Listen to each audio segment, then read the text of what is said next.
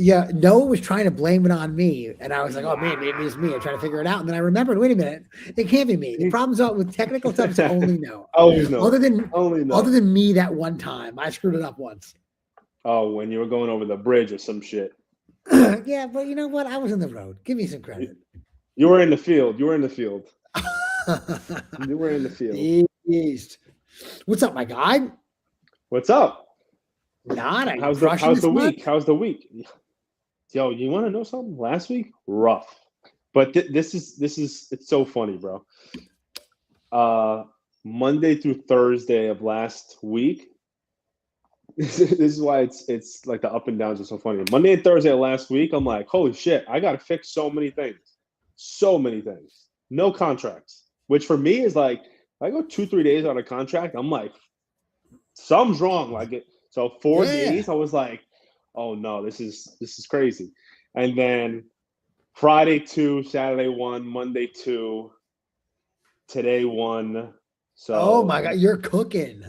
So like but I did figure out just so many different things that I could still fix and get better at. So now we're here. But that's how I always say, like the up and downs, you got to roll with them, bro, because it's gonna happen. Bro, it's gonna happen. What do you think that you need to get better at? So my lead manager was like, yo, I'm a little overwhelmed because she's like hitting all of the new leads that come in. She's trying to take on some of the live transfers, some of the follow-ups. So she does a lot. She handles it well. She does a lot. But I could see how she's overwhelmed. So I'm trying to really automate that process. That's why Noah, can you speak now? Can you hear me? We can't hear you, bro. Oh my god. But I was telling Noah this morning, I had a call with an AI company. I don't know if you saw me. You know Wilney, right? Wilney off. Yeah. Yes. Big fan. Can you hear me now? Yeah, there we go. Yeah. Can you hear us? Yeah. Beast. Sorry, Nick. Awesome. So this AI, it sounds very good. How good? Very good.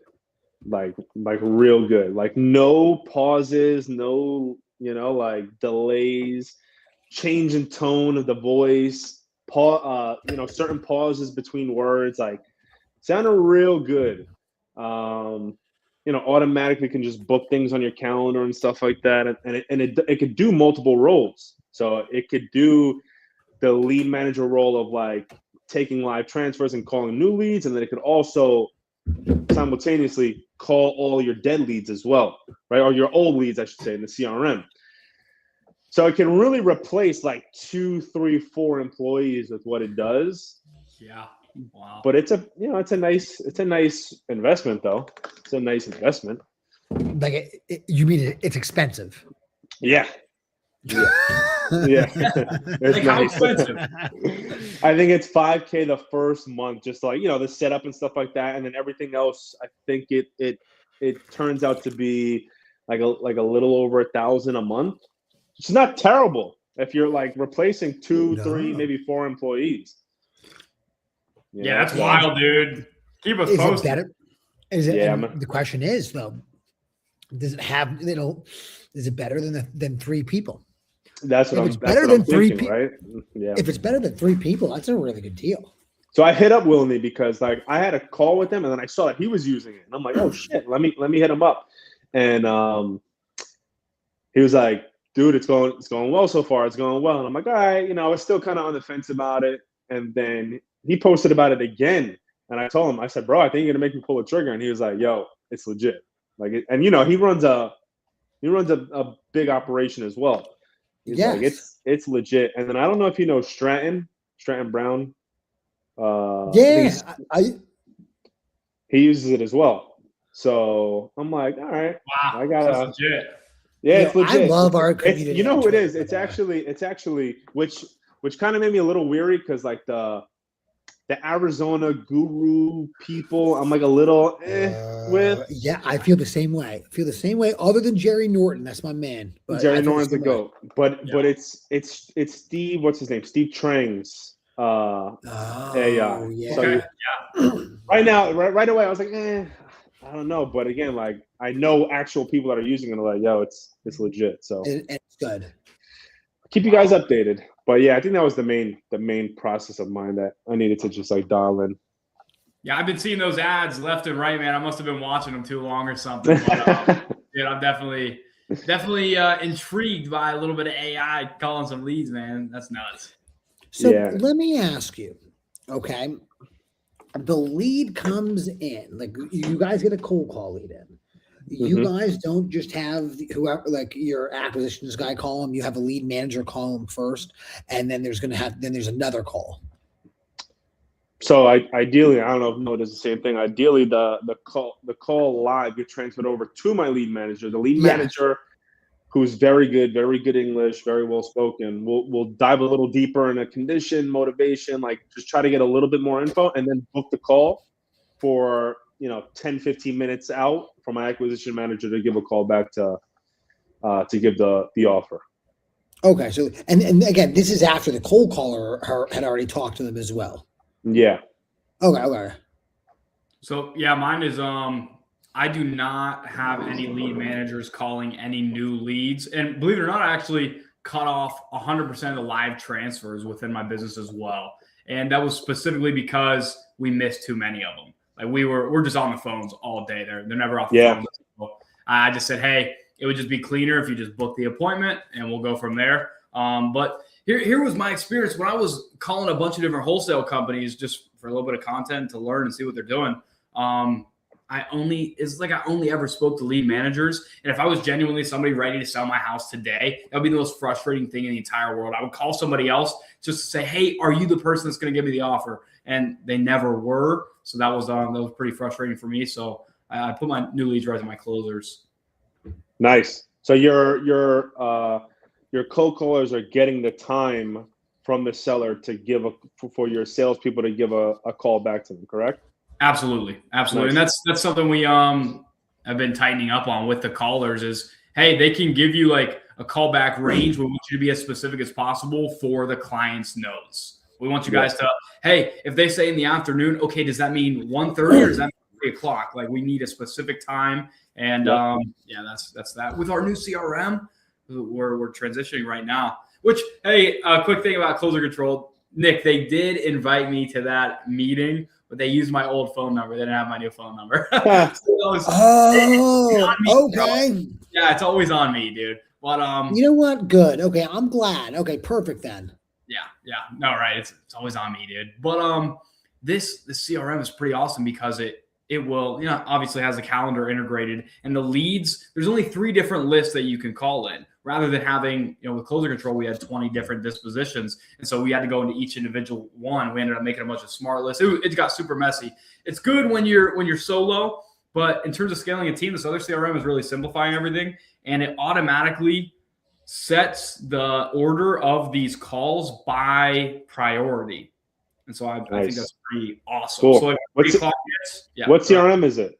It's called Genie REI. It's nice. You guys know Connor Leary. He did $2 million last year with a small team. He's doing pretty well. And I'm one of the first people that's going to be using it. But it's already pretty powerful. It's like built to scale into, and I really enjoy that. Nice. So yeah, nice. Jordan, why do you have your lead managers call your new leads? So for PPC, you really have to. You don't have to, but obviously someone's got to call them, right? Yeah. And my guys are usually following up with offers they already made, trying to get people under contract. So that's that. And then the cold call, for the live transfer, usually anyone can get it, right? It could be my acquisition guy, so it goes directly to them, but was finding the same thing that you found. It's like, they're always on the phone. Yeah. You know what I mean? So like that put a lot on the lead manager, to which led to her being like, hey, I'm a little overwhelmed, right? So yeah. I did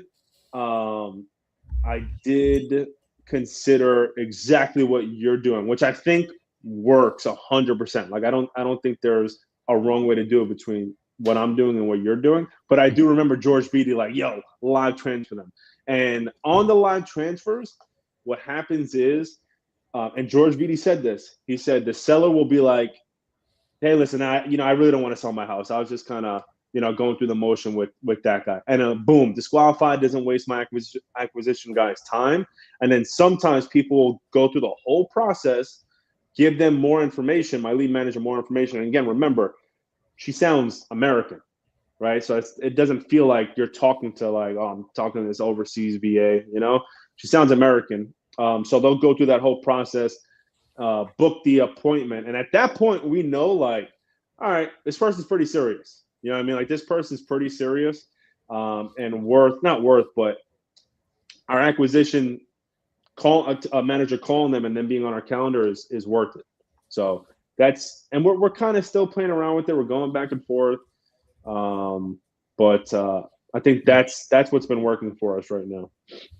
Understood. That makes sense for sure, bro. And yeah, especially like you said with those inbound leads, I know. Yeah, I mean, you don't want your closers just sitting there waiting for a new lead to pop in. So that definitely makes sense, man. Yep. And also, it's a lot of pressure to call immediately. Yeah. And your acquisitions guys, I think you hit you hit that sucker on the head or whatever it is. Like they're probably doing other stuff. So when that comes in, like it's going to be tough for them to call within 60 seconds. So it's good to have somebody that is their only job. Like like when it goes off, hit them. Exactly. Like Noah said too. Like what do you call it? No, the hot list for you guys, right? Like you guys are trying to burn through that. You guys are trying to hit that extensively every single day. So like that's the same thing with my guys. Like I want them on that hit list, trying to get those people under contract right now. And obviously if they're on the phone and a PPC lead comes in, now they're a little flustered, they're rushing the phone call that they're currently on. I don't want that. I want someone that's like dedicated to just the new leads. Yes. Getting the proper information and just setting it. For me, it's a little cleaner. But I like Noah's way too. Like I feel like that's 50-50. Like cold caller booking the appointment, acquisitions. So I'm guessing the cold caller books the appointment. They're getting a good amount of information, and then you're just coming up with the offer, acquisitions, calling them at that time, making the offer. Is that correct? They're pretty much getting all the information necessary other than condition and motivation. Got it. And then they're booking a time. And the reason that I keep them from getting that, there's like 2 people that want that information, but it's a cold caller. That's really like in my mind, that's on your closers. And you get to the point where depending on how you ask the question may change how a seller responds to that. So it's like whenever I don't want a cold caller that's been on the phone with them for 1 minute saying, "So what's your motivation? Why are you looking to sell the property?" That's rather, hey, seller's going to feel so comfortable with my closer that they open up and tell me everything. Very true. And I like that. You just want to keep from asking the same questions over and over again. Cause we got to the point where, some of the older call centers I used, obviously people would say, "I already told your guy that." And it's like, okay, now we're stealing rapport and a relationship from our closer. Yeah. I feel that. So is the call your acquisition guy making, is that with an offer? Or is that to get that further information and then call back and make an offer? Both. We never want to call back with an offer. Now my new guy got in the habit of getting information and saying, "All right, let me call you back later." But I told him, "Hey, bro, put him on." No, he'll never call back, or he'll call back at a time he won't answer. It doesn't work. I said, "Dude, I literally sit here all day and wait for you to send me deals so I can tell you what to offer. So put them on mute, call me. I'm your underwriter. I'll tell you what you can offer." And that's been working out better. But we really want I found 30 minutes into the conversation is the sweet spot to make an actual offer and actually start advancing towards the close. Yeah. That's statistically what it's been for our business. You said 30 minutes? 30 minutes. Like at the 30-minute mark, that's when you're given the offer. And you've already, and then 10 more minutes after that to button everything up and get it done. I've heard multiple people say that as well. Like I've heard, I believe Tiffany and Josh High have said that. I know Noah's best friend, Eric Klein. I know he's mentioned that before. But it's true. It's true because it's just a bunch of rapport building, connection, and then it's like, all right, now I'm going in for the kill. That's why people that like call and just like, hey, how are you doing? Good. All right, great. So I have your offer of X. Like that flow, like jumping right into it. Listen, it'll work eventually. It'll work, but it doesn't work as well as like going through a sales process and kind of warming them up a little bit. Mm-hmm. Something else, Jordan. We have my team runs off of my Clark framework. It's a framework that I've developed personally. That's fire. That's fire. Clark, dude, it's awesome. Trust me, bro. That is awesome. And the steps 3 and 4 is align and resolve. You're pre-handling the objections, figuring out, hey, what could possibly hinder us when I make this offer? And we want to get all that out of the way first. What Adrian started doing, he told me this yesterday. He said, dude, we got 2 deals locked up yesterday. And Adrian said, dude, I asked this guy 3 times in a row, are you sure you're ready to do this today? I need you to repeat it with me. You're telling me you're ready to do this today. And then he asked him again, tell me right now, you are ready to do this today. And he made the guy say it 3 times. And he said, dude, now it's perfect. I like that. Yeah. So, I like that. Because at that point, you got them. You know, like you guys are at least aligned on moving forward if it's at the right price. Yeah. And if they say that 3 times, it just makes it insanely harder for them to wiggle out because Adrian introduced the term the wiggle. It's just whenever you're getting to the close and then a seller says, but what about this? What about this? What about this? What about this? If you can get that from them, yes, I'm ready to do it now. Yes, I'm ready to do it now. Yes, I'm ready to do it now. And it makes it so harder for them to go back on their words, you know? Yeah. I like that. I like that a lot. I think that's powerful for sure. You know, I want to say so in the Philly market,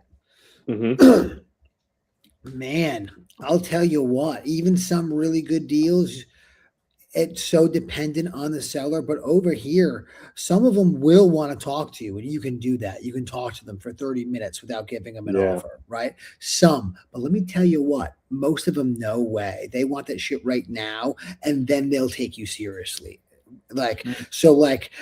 They really will. Like they'll be, yo, don't be playing games on my phone. They'll maybe be aggressive if you ask them questions. There's a lot. Like I really mean it. Like I don't know if it's like a Northeast thing or what, but like even South Jersey, you'll get that a lot. So like anybody listening, like keep that in mind as well. So like over here, like a lot of times you can only do bonding with them after you give them an offer, and it doesn't have to be real, but like they won't even talk to you until you do.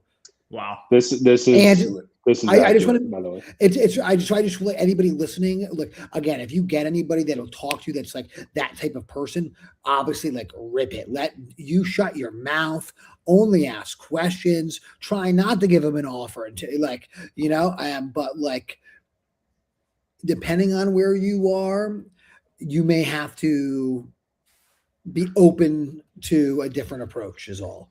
Yeah. And listen, there's I've people gotten like so that many in the deals. market. I've gotten so many deals because people won't just give them an offer right there on a lot of these people. Yeah. But again, I think it's more supermarket specific. Yeah, the Northeast thing is accurate. It is because New York sellers are like that as well. That's why I was like, I'm getting out of here. I can't mess with these people anymore because they're just too difficult. But listen, I don't have my guys. Don't get me wrong. We have 30, 40, 50-minute calls sometimes. But that's not the goal for me personally. I like a nice conversation, but not that long because you go that long and there's no deal out of it. It's like, man, we just wasted a good amount of time, So I like the 10, 15-minute mark because I think you can get a lot done within that. I think you can build rapport. You can explain the process. You guys can be aligned on what the next step is, what they're doing after, have them envision what's next, and then still give the offer within that time frame. But the beauty is all this different shit works. All of it. Oh, facts. Big facts, bro.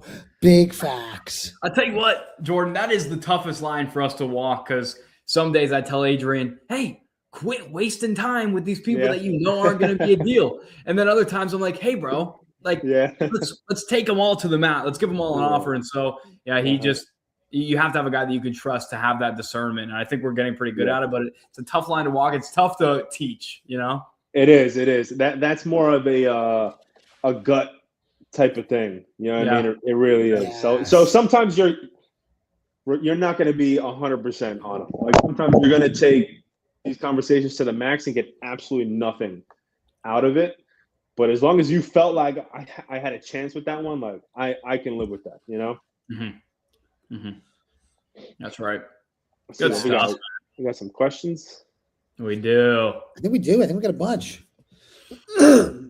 Yo, Chris Wowo in the house. What's up, my guy? What's up? What's up? Beast.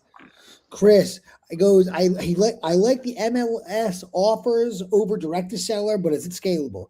How many offers per day if I want to actually close 2 to 4 deals a month? You know what? Not that many people talk about it. Jerry Norton talks about it, and then like he has some students that talk about it, but bro, agent outreach is so scalable, like really, really, really, really scalable and so affordable because you don't need Americans. Like there's no sales that has to be required. They don't even need to speak English. Like the realtor is the one that's doing all the sales with the seller. So you just need someone that can fucking talk. So you can literally just have VAs. Like there's this one guy I just listened to, I'm drawing a blank on his name. But I think he did like 1.7 last year, and Hugh, right? Is that who I'm talking about? Yeah, Jerry just posted a video with him less than 2 weeks ago. That's what I'm saying. Wow. 1.7 million, and his profitability was 80% because it's just only VAs, and and these VAs are just making offers and doing like agent outreach, which is free. So like crazy. That's a really good example of someone who's got a simple program too. He doesn't even have 1 million employees. So I think agent outreach is very scalable, and the better you do, I just think it's really cool because you can create inbound leads. It's the cheapest inbound lead funnel, but or the most expensive, depending on how you look at it, because the only way you can get it is sweat. But if you've sweat enough, oh my goodness, you don't have to sweat anymore. Yeah, good stuff. Yeah. Watch that. Obviously, I'm sure you have watched Nick's MLS offer video. Close a deal or two from that. Then watch Jerry's video with this dude Hugh, and I'm sure it'll teach quite a bit. I started watching it, and I was like, I don't do agent outreach. So but it's an arm of the business. Maybe at some point we'll snag a VA. Bro, it's really, really good. It really is. Yeah, that's what I was doing. I hired someone, I think August last year, because I'm like, cool. Screw it. Like if I pay this guy $600 to $800 a month to do this 8 hours a day, 5 days a week, that's at the end of the year, what, 10 grand that I'm paying him in an annual salary? That's one deal. Like one deal, I'll get that money back and then some.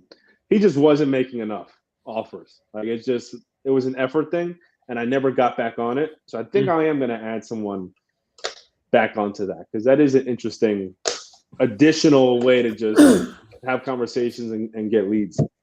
It's powerful, bro. Yeah. Also, it's just me, and I'm in my market in virtual. Chris, I don't know what that means, my boy. Forgive me. Also, it's just me, and I'm in my market. So I think it's just him making the offers. He's doing it in his market, and he's doing it virtually, I believe. So he's in virtual markets as well. Yeah, that's fire. That's it. Like we always say, like if you can make anywhere from 5, 10, 15, 20 offers a day, you'll be good. If you do 10, 15, 20 offers a day, you'll get two deals a month at least. Bro, if you do 10 offers a day for 30 days straight, it's 300 offers. If you don't get 2 deals, like you didn't deserve them. Like there's something wrong with you. Like I mean it. And you may not get them right then, but you'll get them the next month. Worst comes to worst. Like if by the end of the next month, at least 2 agents don't come back to you and say, we'll take your offer, like you're crazy. Yeah. Like these are I'm not even saying good ratios. I'm saying good ratios if you want to be considered bad at it, so like all the power is in your hands.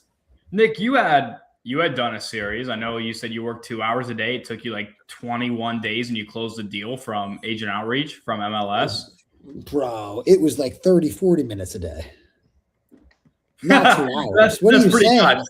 That's pretty nuts. It was like 30. Yeah, the only rule, I couldn't spend more than an hour a day total. So even like conversations with the agent outside of, you know what I mean, like about talking about the deal in general, like only an hour a day tops. And day 22, I got a deal. Wasn't the biggest deal in the world, but it was. I got 2 deals. One of them, they catfished me. The kitchen was like gone. Oh, I remember that. I remember that. Yeah. Yeah, so that messed me up. But I whatever, one closed, whatever, $8,000. See you later. I could have How gotten many more. offers did that take you? Do 5 times 22, whatever that means. Wow, it took you 45 minutes to make 5 offers a day, and people are saying they just can't do it. That's pretty. That's special. Yeah. And I wasn't doing in Philly. If I was doing it in Philly, I could do Philly offers at 1 a minute because I know it so well, you know. But like not really knowing it, it shouldn't take you more than 45 minutes, bro. It definitely shouldn't take you more than an hour. If you don't know the market, it shouldn't take you more than an hour. My opinion. Wow. Agreed. Good stuff. Hey, you guys are in bigger markets than Braden with more wholesale competition. How do you guys dominate your local market? Facts. I actually don't like being in bigger market. I mean, we have deals in bigger markets. Like we have one in Scottsdale right now and Houston and like stuff like that. But then we have a lot of ones in like little towns that we're just getting at really good prices. I prefer not to be in, like I always say, I prefer not to be in like these big metro major cities. Like I would never go outward and do outbound marketing for Scottsdale. Like I would never focus in that area. Those are just PPC leads that the motivation is high, so they come in those areas. But like all my outbound stuff is not in the Dallases or the Nashvilles or really places like that. But we are in some of those markets. It's just one, volume, right? It's a lot of volume. And then 1, good data or 2 good data. And then 3, just making as many offers as possible. I think people underestimate how many offers and how consistent you need to be with the offers. Because I know some people, because I deal with people that are like, oh, can you help me out with this? That are like, yeah, I made 2 offers on Monday. And I made 1 offer on Thursday. And then Monday I made another 2. And it's like, bro, it's the flow is not going to get done like that. It just isn't, you know? So I think those things. Can't even talk to those people. And do novations. It helps big time. Do novations. Facts. Respect. Yeah, I would say volume. Yeah, because I'm a little different than Jordan. I am primarily in metros or bigger cities. And so, like he said, data is so vital. Volume, that's it. If you got, I mean, dude, we got a lot of callers calling the same data, pretty much calling the same areas, and so you're bound to get leads, you're bound to get deals, and it's just got to spend more money. Obviously, the bigger the market, assume that you're gonna have to spend more money to get any contract. Yep, that's probably valid for sure. In any marketing channel. Yeah. Valid. I think it all comes down to consistency. I really, really mean it. And if you do it every day, like, Jerry Norton again. Jerry Norton says that the deal of a lifetime is available every week, but you got to be in the game every day to get it. And keep in mind, most people are losers. It doesn't matter what you see on the net. Most of the people doing this are so dysfunctional. The reason they don't have a job is because they're dysfunctional. 99% of people, 99.9% of people doing this are only doing it because they're dysfunctional. Don't care what you see in the net. It's lies. They're losers. So if you can just be consistent and mid, you can do super well. Don't spend all your money on garbage marketing. Stay lean and do it every single day and you'll do really well. It's really not complicated. Just you have to be consistent. I think all of us are just like super. Maybe we have a little bit of the tism and that's why, but we're very consistent. So like, that's it, bro. Just be consistent. Can't argue with this guy, man.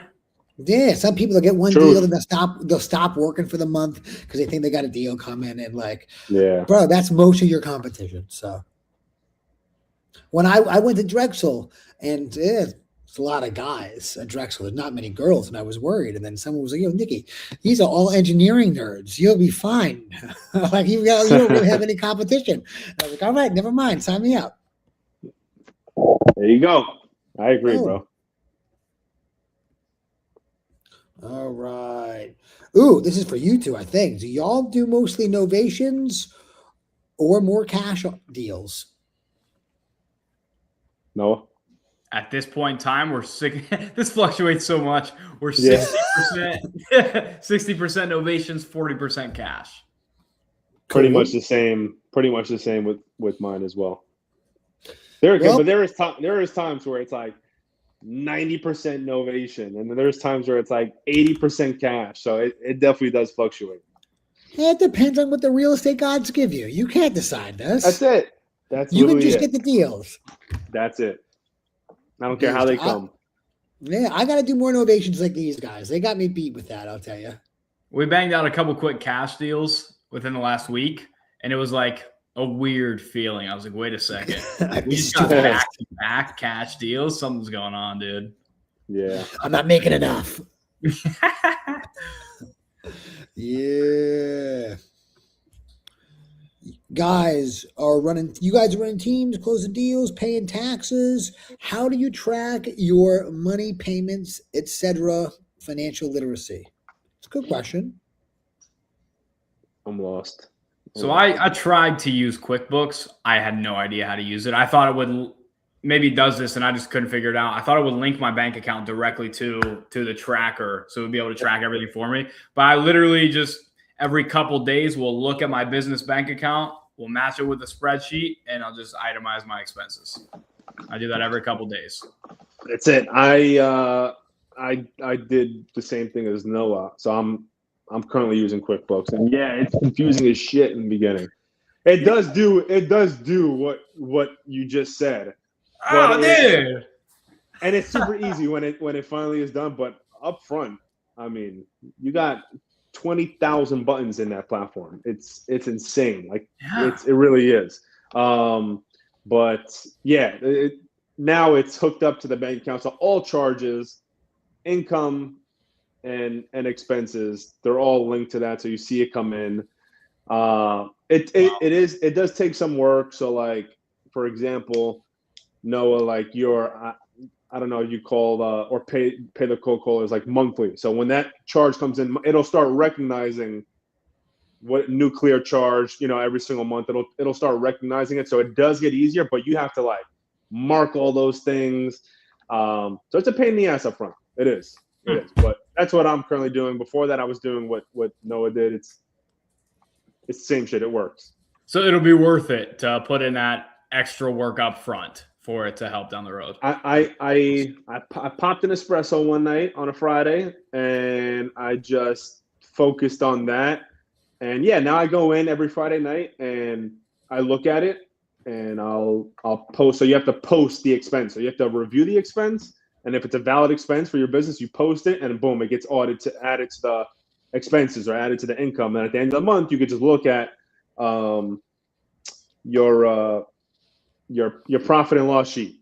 So how much did you make? How much did you spend? What was profit, gross, all that shit. So it definitely has become much easier. Nice. Gotcha. Okay. Mm-hmm. Looks like I'm going to wait till Friday night. I'll drink coffee. I'll get some coffee, man. Yeah, let me say for anyone who's not tech savvy, like your boy over here, I tried the whole QuickBooks thing. It would have taken me a year to figure out. So I ain't doing that, Then I looked into hiring somebody just to do it all for me, and then that didn't work out. So you know what I learned? Bro, you can just find an Excel guy on Upwork. It's probably different for y'all too, because maybe you have more people, but for me, like, is my bookkeeping really that complicated? I bet most of the people looking at this chat, your bookkeeping is not super, super complicated. If I can do this, you can do this. I just take my statements, give it to Ali. I found Ali on Upwork. He takes those statements, he puts it in a Google sheet, and I just categorize it real quick, and it takes 2 dang seconds. I did that for my taxes one year, and it was so simple. I'm like, shit, this is easy as hell. So I forgot how much I paid. It was cheap too. It was cheap. So what you said is so accurate too.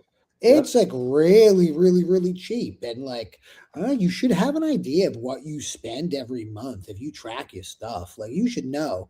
So like, man, then I write on the board every deal right there that like the total that we brought in. So if anything over about 10 grand, we're cooking, bro. It's all profit, not complicated. Boom. That's my bookkeeping. Shoot me. and then three options, Ali. We gave you 3 options. Yeah. Boom. And they all work. Yep. Guys, I'm struggling. Haven't made a phone call in a week. That's why you're struggling, bro. You're gonna keep struggling, bro. You're gonna starve.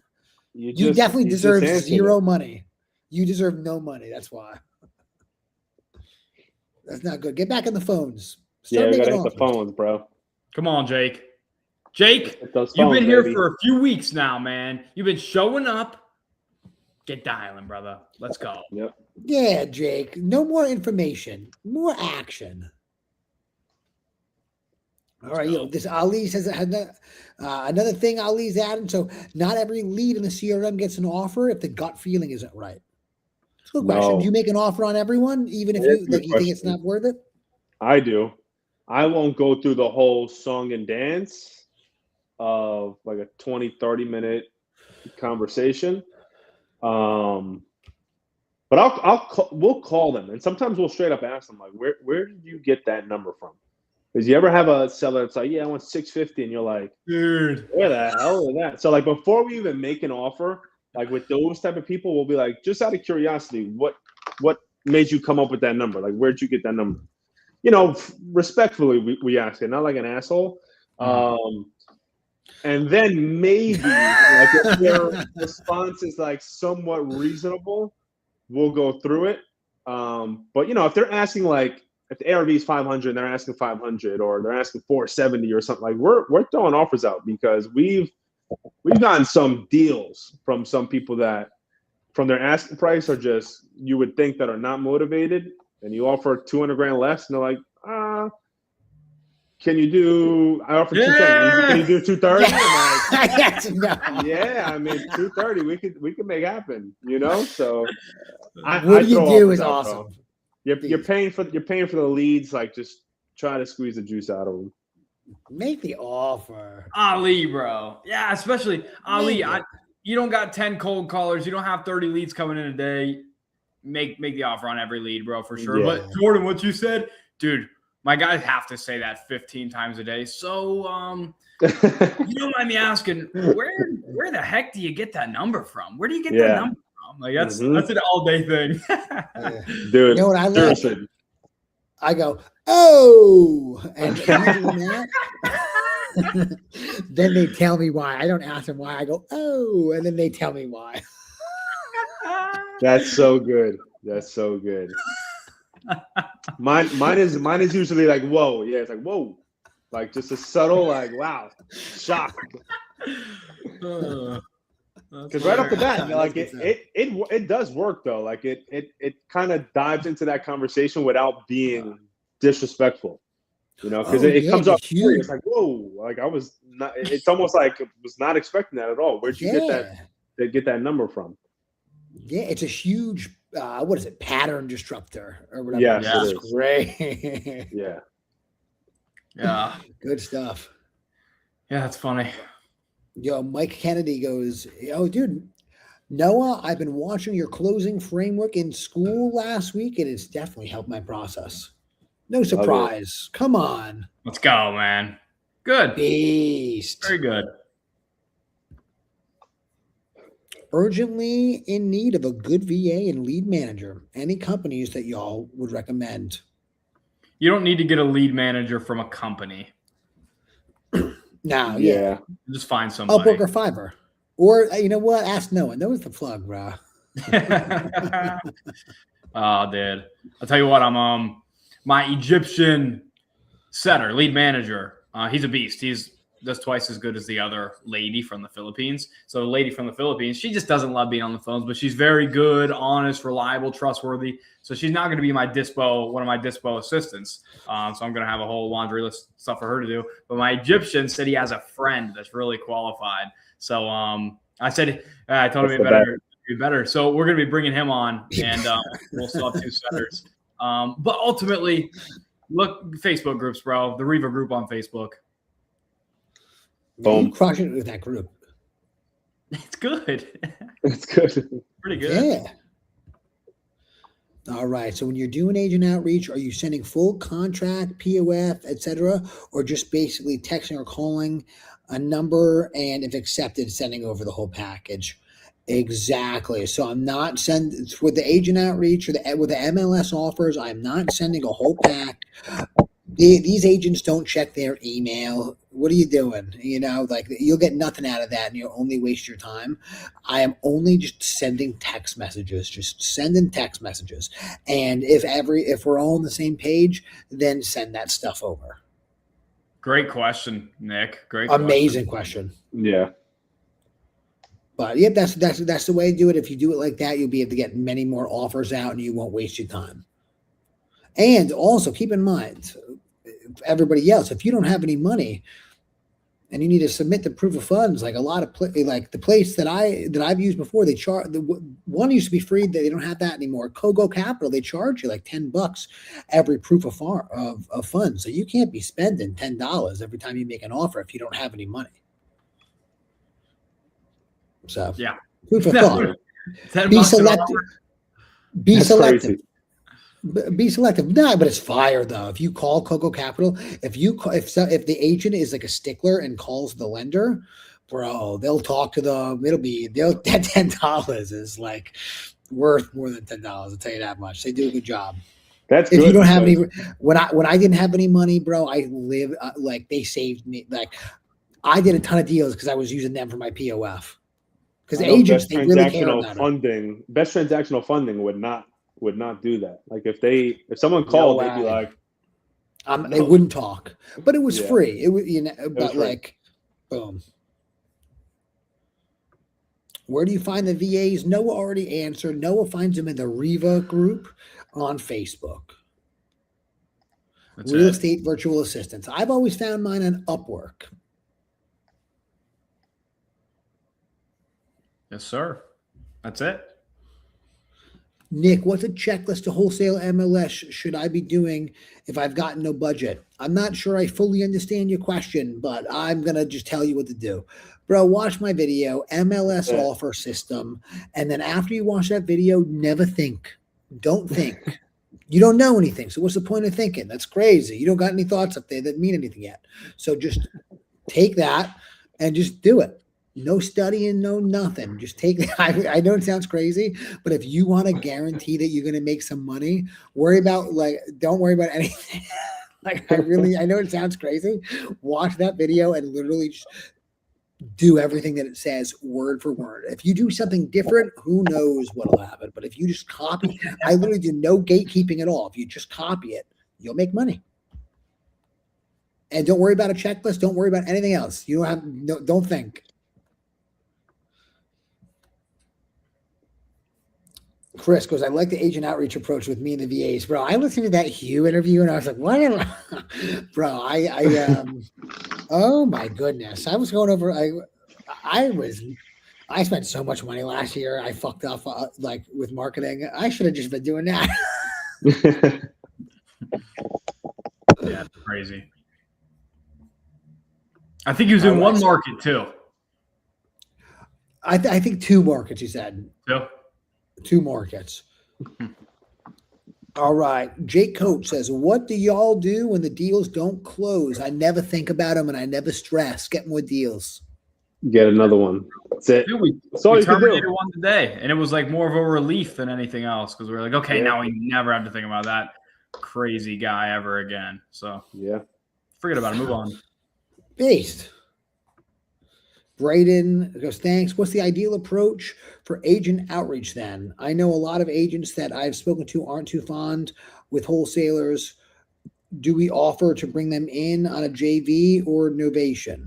If you're doing agent outreach, bro, dude, who cares about these people? They're not even real humans. They're NPCs. So who cares, bro? Tell them you're the buyer. Don't tell them you're wholesaling. Who cares about their feelings? All that matters is a bag. If you go under contract with somebody and you put down a deposit, doesn't matter if you fuck the deal up and it doesn't close. They get your deposit. You got no risk. Who cares? Or do a 5-day inspection period or whatever, and then you don't even have to worry about anything. Who cares about these people? Just go to that video, copy it. Don't think you don't even know anything. So what are you thinking about? Like, that's crazy. Just take action. Then once you've done some deals and made some money, then stop and start thinking because then your thoughts mean something. I really mean this with my whole heart. This is me helping. I mean it. Every thought you have is just a roadblock to action. I like that, man. And again, sellers pay the agent commission. Don't worry about these fools. I like that. You just said a quote. For people early on, every thought they have is just a roadblock of them taking action. It's a fact. It's a fact. It's a fact.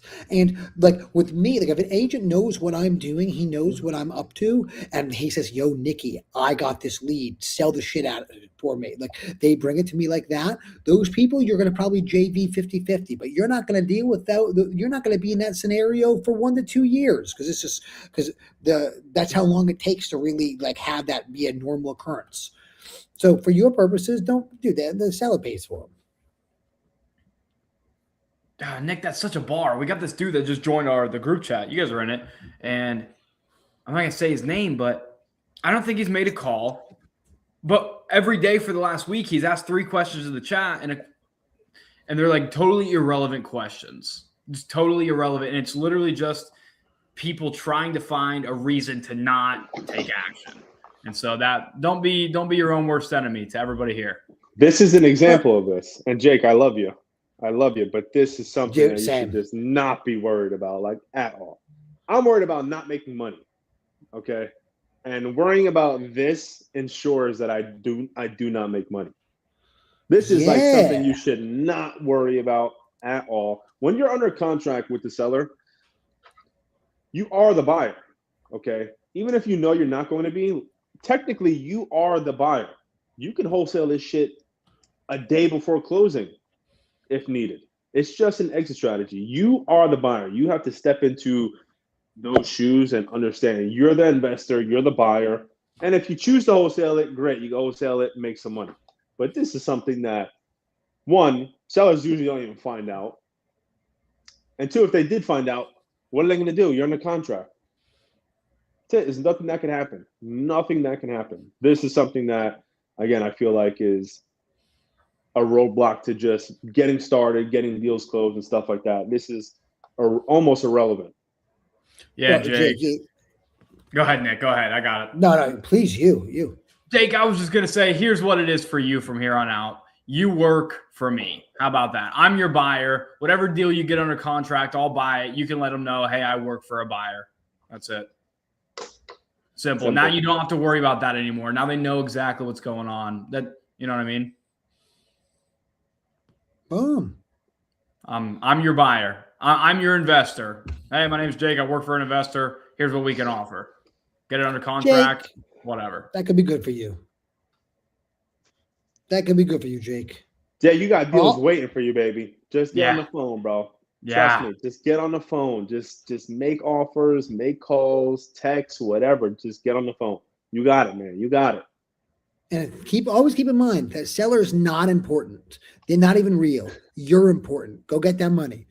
Seriously, they don't care about you. Forget these people. Go get your money. Go get your money. They're not even real. The only thing that's real is their equity. Go get it. Dude, let's go. Serious. Yes, sir. You got it, bro. You got it. Do you want to be a bandit or not? Yeah, the cool thing about it, Jake, is it's not the data. It's not the fact that you don't have leads. It's not the fact that you're not going to be able to find a deal. It's simply just yourself, stopping yourself. So let's go. Make a slight mental tweak, and let's go to work, bro. Time to make 10 offers today. Yeah, I think people think sometimes that we're special. Like, none of us are special. We just That's it. We make offers, and that's pretty much it. Dude, literally. Yeah. Literally. I just Yeah. spent every dollar I made and looked up how to get good lighting. You know what I mean? That's all it is. There's nothing different about us other than I've been in the game longer than the new guys, and you guys have been in longer than me. You know, it's crazy. That's it. Great point, Jordan. Great point. All right. For novations, what verbiage do you include in case you have to back out or don't close? I just put a due diligence period. Yeah. That's it. I put a due diligence period. I could back out within 30 days. So usually our properties are listed. If we get something signed, let's just say today, usually depending on access, how quick we can get access, it's listed in 2 to 4 days, which means we have like 27 days left on the market to get a feel of, one, if it's a really good deal, like it should already sold within that time frame, right? Or at least have a lot of activity.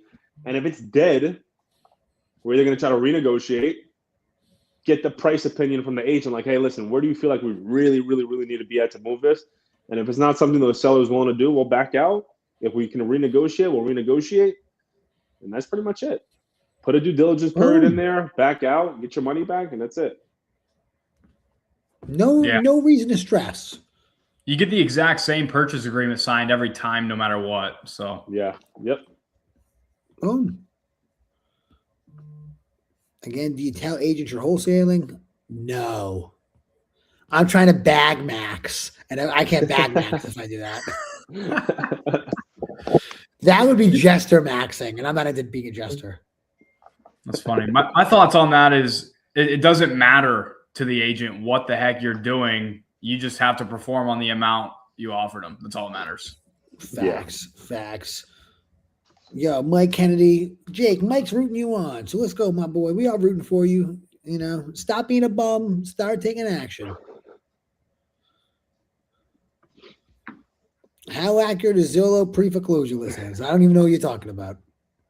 I know what he's talking about. There's a lot of people there's a lot of people in pre-foreclosure that are not where it's not listed as pre-foreclosure on Zillow. So I wouldn't use Zillow as like the end all be all. But it's hit or miss. It's hit or miss. Okay. My closer Adrian just texted me. He said, "I just went."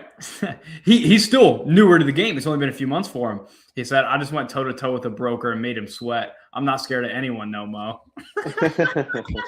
Love it. Let's go, dude. You gotta love it. Flips to freedom. What's fire name? I switched from fixed term inspection period to the contract is contingent upon the buyer's inspection and approval of the property prior to transfer of title. Unlimited escape if needed. Yep. Mine is literally, let me see what it is actually. That's Nick PC's, by the way. Flips to freedom. Oh, is it? Oh, Beast. What up, Nick? Mine is. I like that. The contract is subject to an acceptable inspection, which is so open-ended. And due diligence. Due diligence time frame will not exceed 21 or 30 days, whatever you put from fully executed agreement. So on the last day, I could be like, hey, you know, whatever. Like we went through the property, it just needs more work than we thought. That's it. Pull out. There's just nothing any seller can say to that. Boom. I like that a lot. That's smart. That's probably smarter than what I do. Tell you that much. I just lose my deposit. I never do an inspection period. If I do it, the only time I put an inspection, the novations I've done, I put an inspection period there just because, bro, I can't be bothered lying to these people. I just tell the seller, yo, what's up? This is what I'm doing, my boy. I'm going to put this there. And it says in my contract, like, if it doesn't work out, it doesn't work out. It's not my problem, bro. You can't sue me. So, but like for a cash deal, I do no inspections because I don't know. I think you could beat a lot of people out on a deal if you do no inspections. And I had a pretty competitive market, so that's why I've lost deals before. I lost like a $30,000 deal because I just wanted an inspection. because I was so used to always doing it. And then as soon as I lost that, I stopped. Wow. Whatever. Yeah. I don't blame you on that really, because I think if a seller feels like, regardless, I'm going to get paid. I don't think that's pretty bad. And like if you think about your competition, none of them are doing it. And I'm saying, yo, pops, I'm giving it right now, like right this second. I'm like, let's go. And it's very easy, but yeah, seller, my money is real. Look at whoever else's contract. Check how long they have to put that EMD down and what the EMD is. I'm going to put it down right now. I'll go to the bank and send it. I think it's helpful. Yeah, definitely. My definitely. opinion. I agree. And if too. if I'm Big wrong, one. I think if I'm wrong, I should feel a burn too. Yeah, like only time I won't put a deposit down is if I can tell the seller is a fuck. Forgive me for my language, but if I know that they're a slimy thief, or if I know that they're really stupid, I won't do it. And not because I think I can get away with it, but because I think there's a good chance the title is going to be cooked. A lot of these people are too dumb to understand that it's their fault it didn't close, not my fault. And then they won't sign off on me getting my deposit back. Ask how I know about this, okay? So if they're a certain amount crazy, then whatever. Boom. Love it. I've definitely won deals by sending them, like a money order to their doorstep. I've done that. I think I won one deal by doing that, so it's definitely powerful. Yep. Very trustworthy seller, though. I like that. Yeah, they need to be. Yeah. Guys, what's your favorite closing line when someone hasn't signed the contract for a day or two? Yeah. I hit you guys with one of mine 2 weeks ago. So I want to hear what you guys got. I think I hit us with this like first couple episodes. It's, hey, we got that offer out to you. I need you to let me know right now. I'm not saying you have to sign it at this moment, but if you're not going to do it, I need you to let me know right now so we can move on and put funds elsewhere. We can't hang on forever, type of thing. That's it. I like that. And Adrian let somebody know yesterday. He said, hey, my boss is literally yelling at me right now saying, hey, we're either going to avoid this offer or we're going to get this done now. And that was one of the ones we got yesterday. That's what you got to do. You got to literally make them feel guilty. So, yo, Pops, you signing this or what? Yeah. That's it. Simple, Nick. Yeah. Or let me know whatever you need. Let me know whatever, let me know whatever you want me to reward or change. I don't really care about anything the contract says. I just care if we do the deal. Those are the two things I said. If they don't answer, yo, what's up? Mm-hmm. At what point do you confront a cold call company if you see a drop in lead volume or quality? Immediately, you got to scream at them at all times. Be ready to yell. Their job is to steal your money. Your job is to not let them steal your money, okay? They're a prisoner. You're the prison guard. Their job's to escape. Oh, Nick. No, you're probably right. You're probably right. Here's what I'll say. Same day. It's a truth. There's always got to be a reason. Now, if they say, I guess make sure you send them a crap ton of data. But if you see a drop in leads that's even somewhat significant, bring it up the same day. There has to be a reason. Only reason I've ever seen people get less leads than they should with us is, number one, data. Number two, they had a 3-hour meeting with the callers for whatever reason. I have my admin yell every day. You should see the group chat that they have with Abraham. Like, they really listen to Adnan because he's from the same country as that. It's just Adnan yelling, bro, in all caps. What the heck? He argues with them every day. Yeah, stay on it, KPS. Winners win. Stay on it.